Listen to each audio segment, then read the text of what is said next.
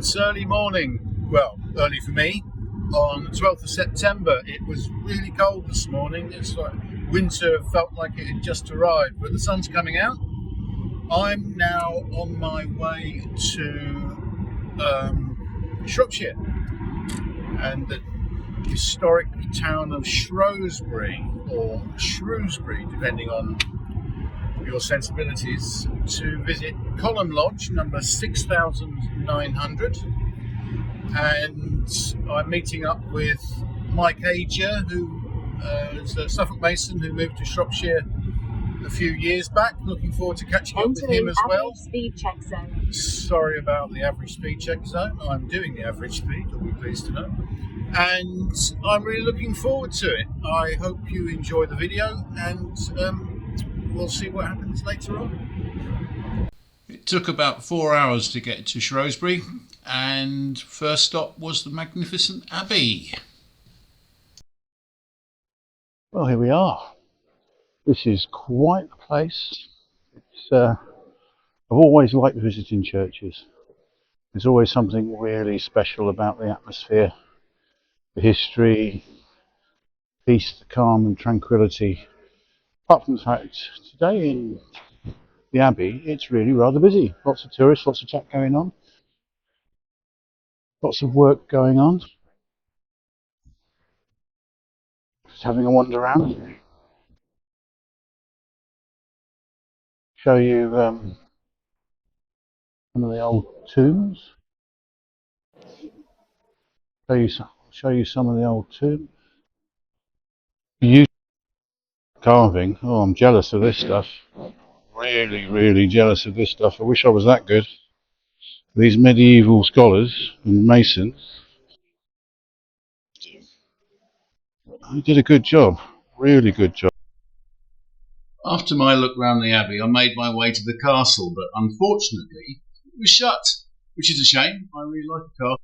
I had a wander around and had a look at medieval streets. Here's some photos for you to get a feel of the place. I found out that the locals generally call it Shrewsbury, not Shrewsbury, and there's some interesting place name. Yep. What can I say? There's one thing I can tell you about this place. There's a lot of hills. I'm either walking uphill or downhill. The Lion Hotel, my home for the evening. Met up with Mike here as we in about 3 o'clock, and went up to the hotel room, had a good look round. Here, have a look. Possibly the smallest hotel room I've ever stayed in, and with a lovely view of the roofs. There we go. See, I'm living the glamorous dream here. Mike and I took the 20-minute walk through the medieval streets of Shrewsbury to our destination. Unfortunately, when we got there, the gates were locked and we couldn't get in. Eventually, somebody arrived who knew the code to the gate, so at least we could get into the car park, where I took this shot of the converted church, which is now the main lodge building for the province of Shropshire. The next person to arrive was Jeremy Lund, Deputy Provincial Grand Master of the province of Shropshire, and he had a key. He showed us around the lodge. As you can see from all, plenty of lodges have their meetings in this building, which is very wide, very tall, very airy, very bright lodge room. Quite atmospheric. Usual history dotted around the walls.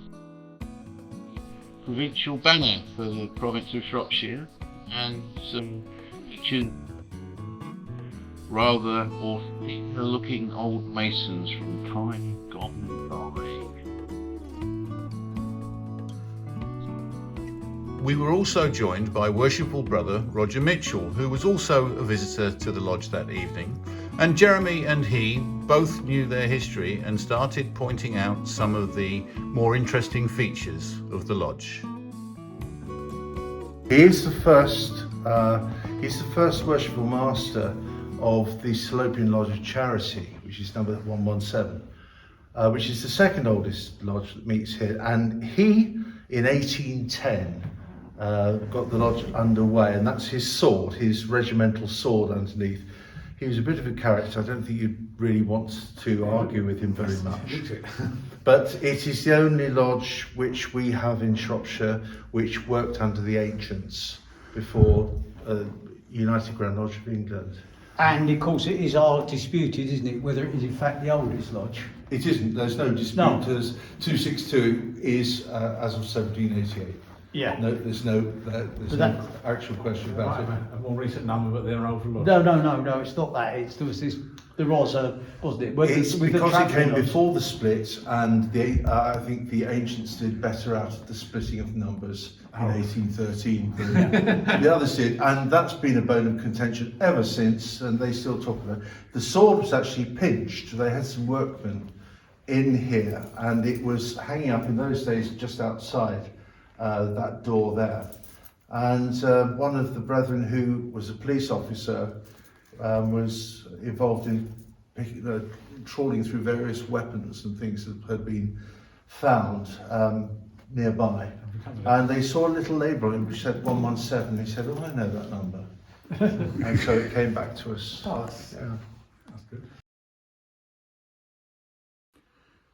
In the robing room, just outside the lodge, there are a number of display cabinets charting the history of Shropshire Freemasonry, including this rather wonderful collection of jewels. That evening, I was witness to an excellent ceremony with a few noticeable differences with the way that the work was done, and I'd recommend anyone to go and take a look.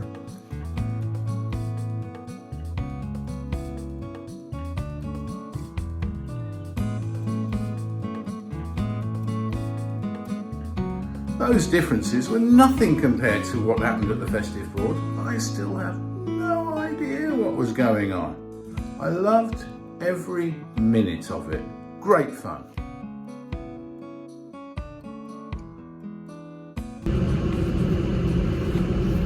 No matter where you go, Masonically speaking, in the country, there is one thing that always astounds me, and that is the friendship and the bonhomie that you get when you visit another lodge. I'm not somebody who finds meeting new people particularly easy. I've always been someone who's needed an introduction first. Hi Rob, this is Brian, this is Rob, blah blah blah.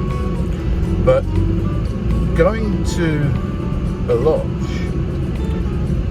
that need for introduction is taken away because you're all brothers, and you say hi, you shake someone's hand, you start chatting, and it's like you're meeting a friend you haven't seen in 20 years.